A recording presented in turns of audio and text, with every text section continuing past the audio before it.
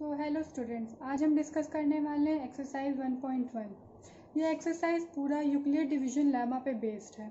अगर आप लोगों ने मेरा प्रीवियस वीडियो नहीं देखा है तो आप प्लीज़ उसे देख लें। उसमें मैंने यूक्लिड डिवीजन लेमा को बहुत अच्छे से एक्सप्लेन किया है।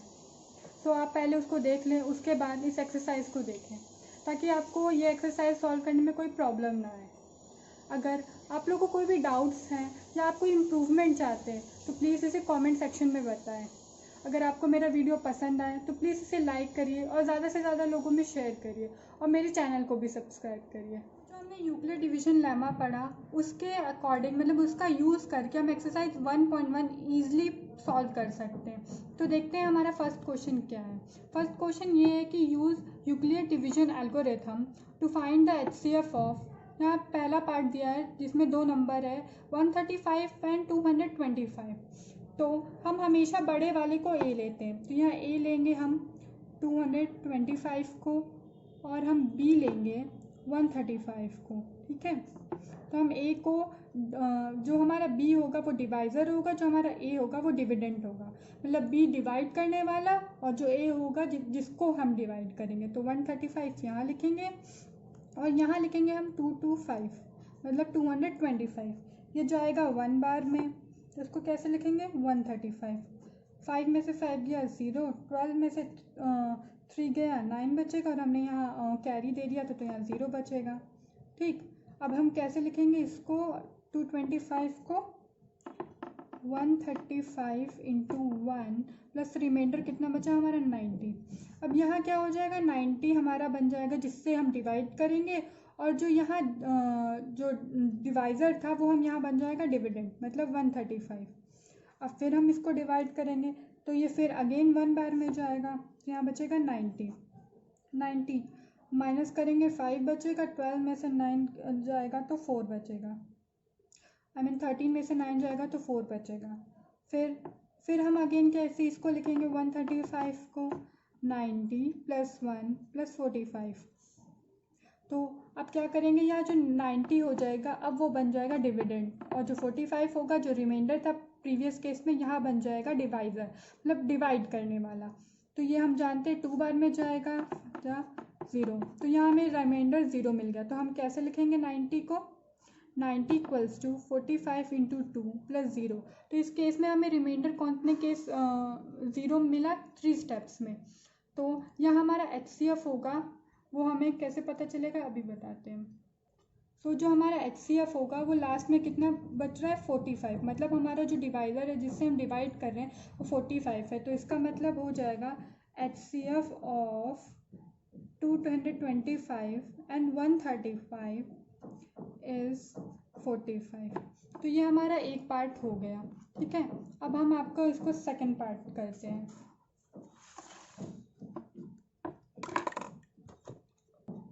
तो इसका सेकंड क्वेश्चन ये है, मतलब फर्स्ट क्वेश्चन का सेकंड पार्ट 196 एंड 38220, इन दोनों का हमें HCF निकालना है। तो हम हमेशा जानते हैं कि जो बड़ी वैल्यू होती है, जो बड़ी डिजिट होता है या काउंटिंग होती है उसे हम ए लेते हैं। 38220 को हम ले लेंगे ए और हम बी को ले लेंगे 196।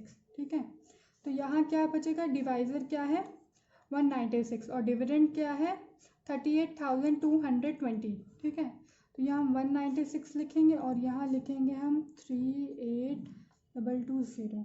ठीक है, तो ये ऑफकोर्स 1 बार में जाएगा, 2 बार में तो ये ज़्यादा हो जाएगा, तो 196 लिखेंगे। तो 12 में से 6 गया 6, यहाँ बचेगा 7, तो मतलब 17 में से 9 गया 8 और यहाँ 2 ही बचा था, 2 में से 1 गया 1। फिर हम यहाँ लिख देंगे 2। तो अब हम देखते हैं कि कितनी बार में जाएगा 196 अप्रॉक्सीमेटली आई थिंक 9 बार में जाना चाहिए। 9 6 हो जाएगा 12 6, तो ये हमारा आएगा 4 6 7 1 आ जाएगा हमारा।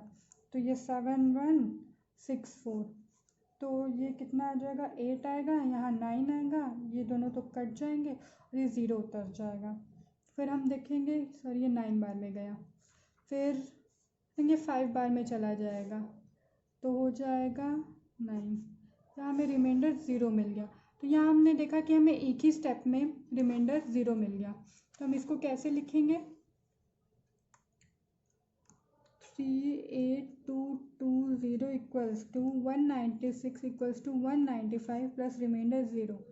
तो यहाँ HCF लिखेंगे, हमें एक ही स्टेप में HCF मिल गया। तो HCF ऑफ 196 एंड 38,220 इज़ 196, क्योंकि यहाँ जो डिवाइज़र है वो 196 है, इसीलिए हमें ये 196 मिल गया। अब हम तीसरा क्वेश्चन देखते हैं। तो हमें तीसरा क्वेश्चन क्या है? तीसरा क्वेश्चन देखते हैं क्या है।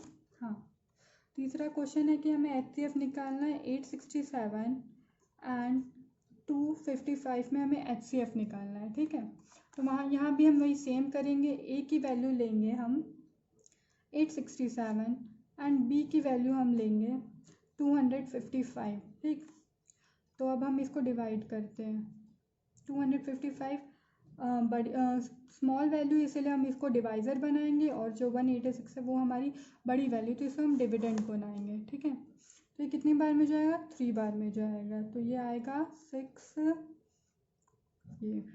765 आएगा। तो 7 में से 5 बचेगा 2, 6 में से 6 गया, ये 0 बचेगा, और 8 में से 1 गया 0। ठीक है, तो हम यहाँ लिखते भी चलते हैं साथ साथ में। तो 255 equals to 867 equals to 255 into 3 plus 102।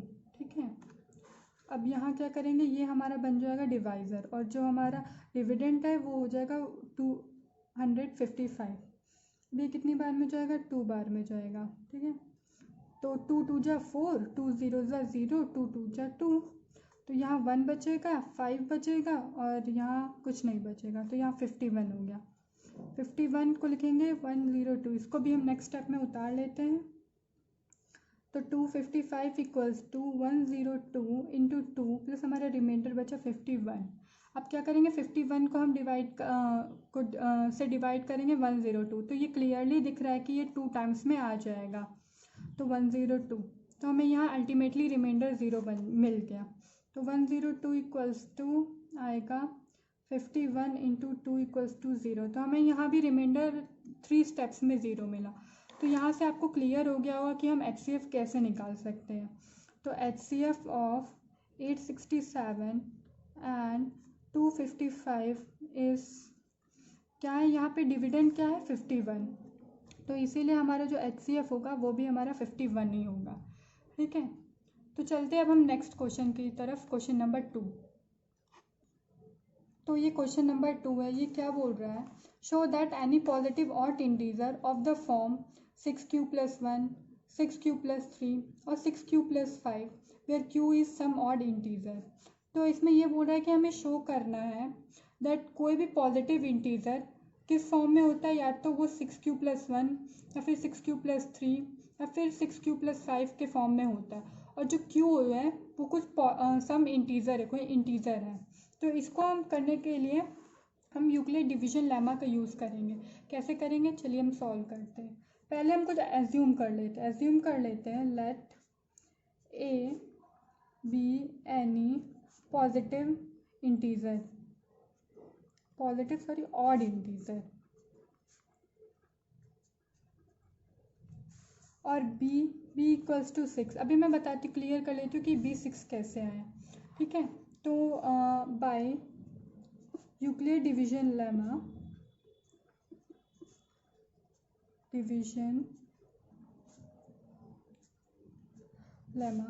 हम सब जानते हैं यूक्लिड डिवीजन लेमा को ऐसे रिप्रेजेंट किया जाता है, और 0 जो रिमाइंडर होगा वो ग्रेटर देन 0 होगा, इक्वल टू या फिर लेस देन b होगा। ठीक है, तो जब हम इसको, ये फॉर्म कुछ इस फॉर्म के बराबर, मतलब इक्विवेलेंट दिख रहा है, जब हम इन दोनों को कंपेयर करेंगे तो यहाँ से हमें b की वैल्यू 6 मिल जाएगी। ठीक है, तो आप सबको क्लियर हो गया होगा कि b की वैल्यू 6 कैसे हो गई।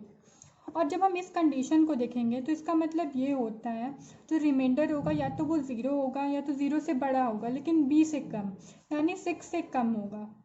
तो इस केस में हमें रिमाइंडर r की मतलब पॉसिबल वैल्यूज़ क्या क्या मिलेंगे। तो यहाँ हम लिख लेते हैं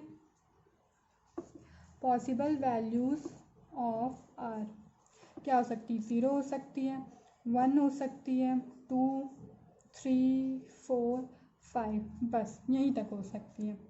तो अब हम एक एक केस की स्टडी करते हैं। केस 1, ठीक है, केस 1,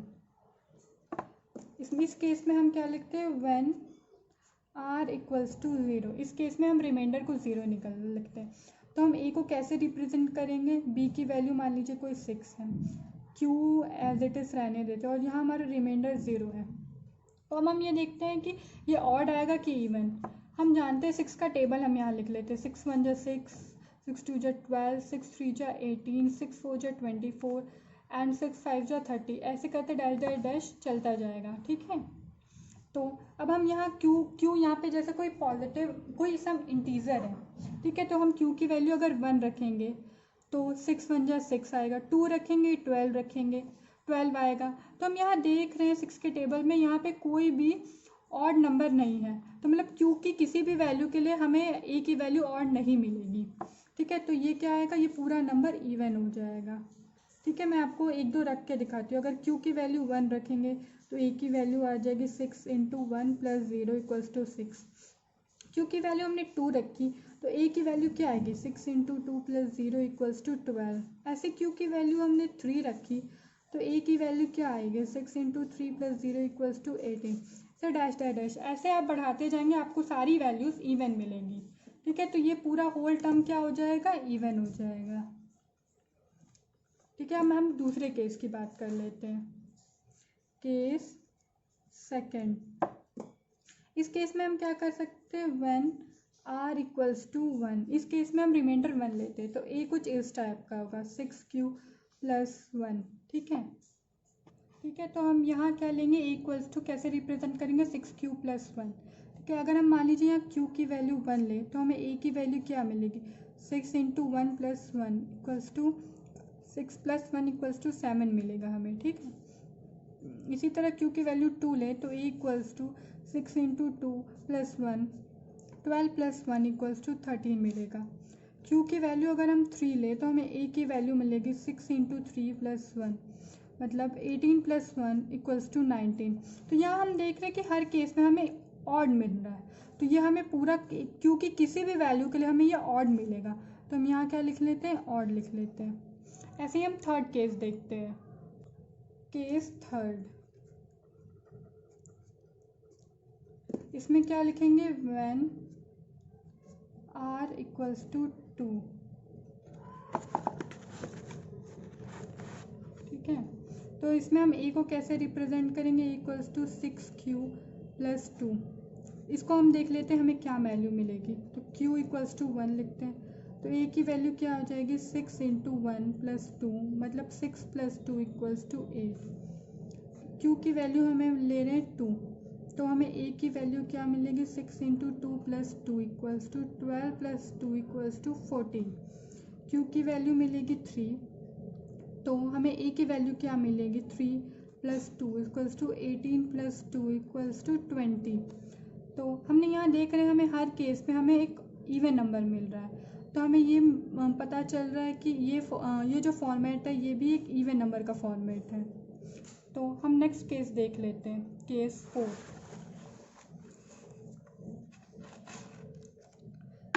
तो हम केस 4 देखते हैं,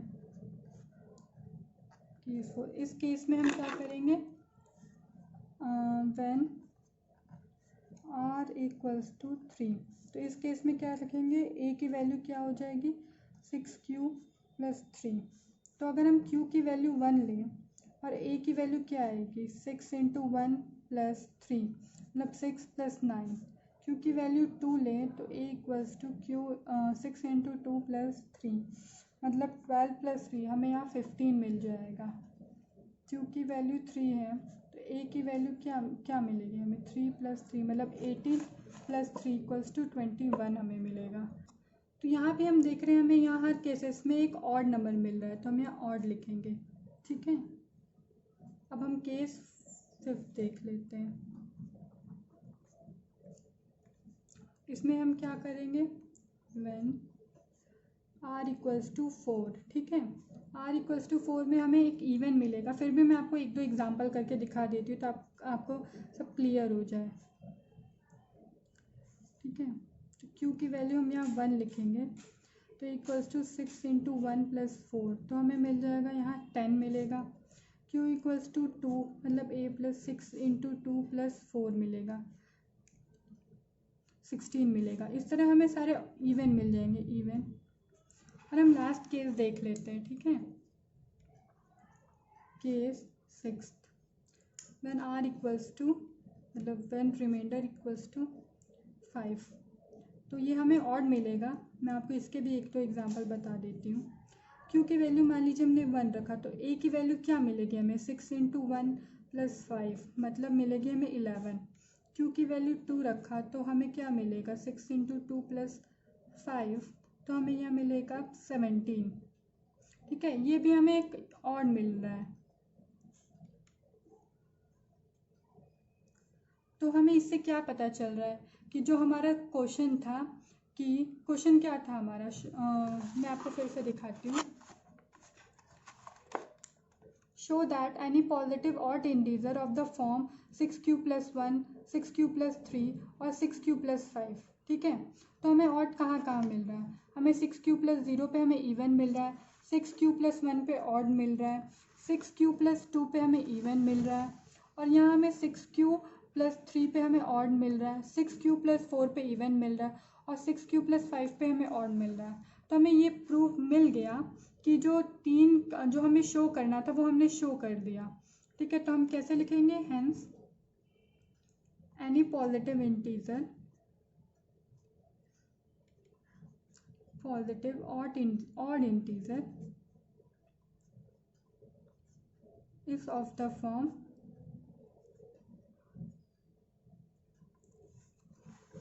of 6q plus 1, 6q plus 3 and 6q plus 5, ठीक है।